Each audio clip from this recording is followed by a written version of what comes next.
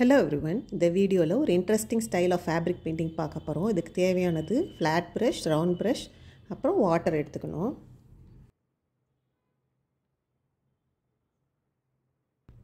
இப்போது இந்த ஃபேப்ரிக்கை தண்ணியை வச்சு லைட்டாக வெட் பண்ணிடணும். இதுக்கு நான் யூஸ் பண்ணுற brush flat brush number 9 Camlin brush use பண்ணுறேன். எனி ஃப்ளாட் ப்ரஷ் யூஸ் பண்ணலாம், இதோட பெரிய சைஸும் யூஸ் பண்ணலாம். இந்த துணியை வெட்டாக்கிட்டு அதுக்கு மேலே நம்ம பெயிண்ட் பண்ண போகிறோம். நமக்கு எந்த ஏரியா வரைக்கும் அந்த பெயிண்டிங் பண்ண போகிறோம் அப்படின்றத டிசைட் பண்ணிவிட்டு அதளவுக்கு நம்ம வெட் பண்ணிக்கணும். இதுக்கு நான் யூஸ் பண்ணியிருக்க colours crimson, white and magenta. இது 3 கலர்ஸை வச்சு நம்ம ரோஸ் பெயிண்ட் பண்ண போகிறோம். பெயிண்ட் பண்ணுறதுக்கு ரவுண்ட் ப்ரஷ் நம்பர் 12 கேமல்லேருந்து எடுத்திருக்கேன். இப்போ பெயிண்ட்டை ப்ரஷில் லோட் பண்ணிவிட்டு சி ஸ்ட்ரோக்ஸாக நம்ம போட போகிறோம். இதுக்கு முன்னாடி சி ஸ்ட்ரோக்ஸை வச்சு ரோஸ் பண்ணுறது ஒரு வீடியோவில் போட்டிருக்கேன். அதே மாதிரி ஃப்ரீ ஸ்டைலில் இன்னும் கொஞ்சம் பெரிய சைஸ் ரோசஸ் நம்ம போடுறோம். அந்த ஒவ்வொரு ஸ்ட்ரோக்கும் ஒன்றோட ஒன்று ஓவர்லேப் ஆகி வர மாதிரி பார்த்துக்கணும். அப்போ தான் அது பெட்டல்ஸ் மாதிரி தெரியும். இந்த ரோஸே ஒரு சர்க்கிள் ஷேப்பில் இமேஜின் பண்ணிவிட்டு அதுக்குள்ளே அந்த ரோஸ் ஃபிட் ஆகிற மாதிரி பார்த்துக்கிடணும். இல்லாட்டி நம்ம பெட்டல்ஸ் ரொம்ப வரைஞ்சிட்டே போயிடுவோம். அதனால் ஒரு ரோஸ் ஃபார்மேஷன் நம்ம மைண்டில் வச்சுட்டு அதுக்கேற்ற மாதிரி பெட்டல்ஸ் அரேஞ்ச் பண்ணிகிட்டே போகணும். மேலே இருக்க பெட்டல்ஸ்லாம் குட்டி குட்டியாக போட்டுட்டு கீழே வர்றது ப்ராடாக கீழே வர கொஞ்சம் ப்ராடாக போட்டுடணும்.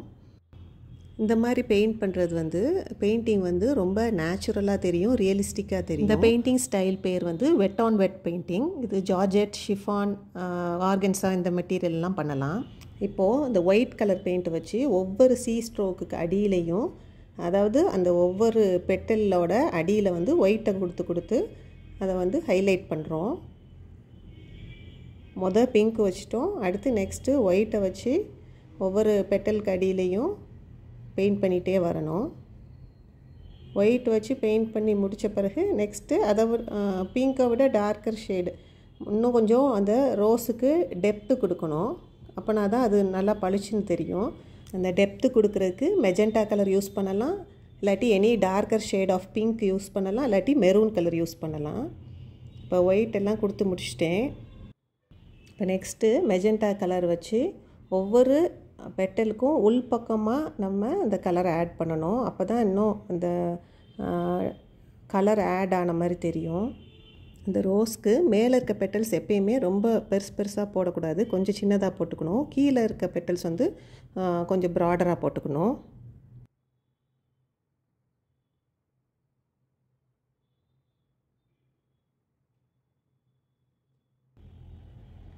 இப்போது இந்த ரோஸ்க்கு ஓரளவுக்கு ஷேப் கிடச்சிருச்சு. நெக்ஸ்ட்டு அந்த ரோஸோட பேட்டர்னை இன்னும் நம்ம என்ஹான்ஸ் பண்ணி ரோஸ் மாதிரி காட்டுறதுக்காக இன்னும் கலரை ஆட் பண்ணுறோம். ஒவ்வொரு பெட்டலுக்கும் உள்பக்கமாக இந்த கலரை ஆட் பண்ணி பெட்டல் தனித்தனியாக தெரிகிற மாதிரி காட்டுறதுக்காக தான் இந்த கலர்ஸை ஆட் பண்ணி டெப்த்து கூட்டிகிட்டே வரோம். இப்போ அது ரோஸ் மாதிரி வந்துருச்சு.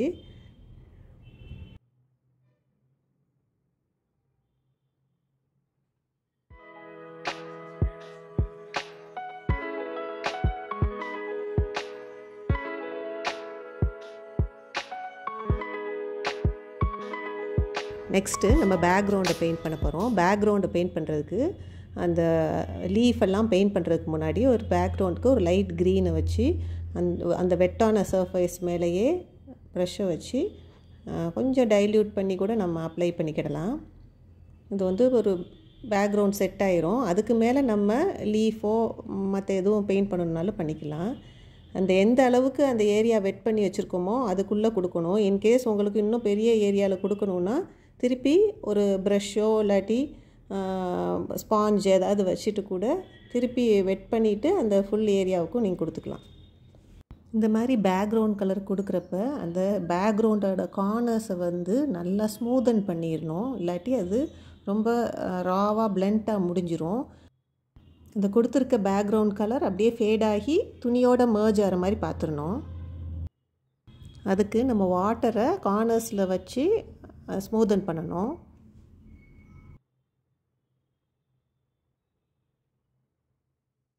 இப்போது இந்த ரோஸுக்கான லீஃப் வரைய போகிறோம். அதுக்கு சாப் க்ரீன் கலர் வச்சு ரவுண்ட் ப்ரஷ்ஷை வச்சு ஃப்ரீ ஹேண்டில் ரோஸோட லீஃப் ஷேப்பு வரையணும்.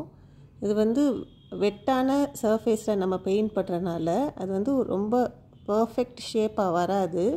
அது காஞ்ச உடனே கொஞ்சம் அது பிளர்டாக இருக்கும். அதுக்கு மேலே நம்ம இன்னும் darker shade of green use பண்ணி அது ஒரு ப்ராப்பர் ஷேப்புக்கு லீஃப் ஷேப்புக்கு கொண்டு வந்துடுவோம். இந்த டெக்னிக்கே அப்படி தான் பண்ணணும்.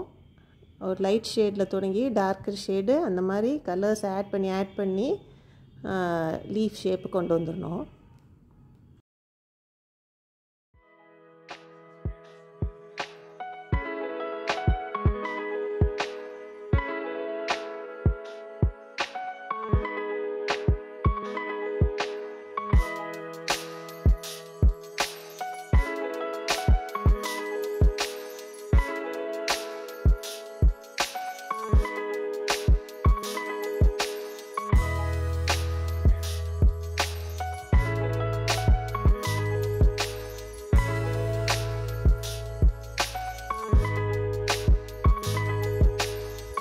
இப்போ இந்த லீஃபை டார்க்கன் பண்ணுறதுக்கு சாப் க்ரீன்லேயே ப்ளூ இல்லாட்டி கொஞ்சம் பிளாக் கலந்துக்கலாம், இல்லாட்டி டார்க்கர் ஷேட் ஆஃப் க்ரீன் வச்சு அந்த லீஃப் மேலேயே அந்த ஷேப்பு கொண்டு வந்து வரைஞ்சிடணும்.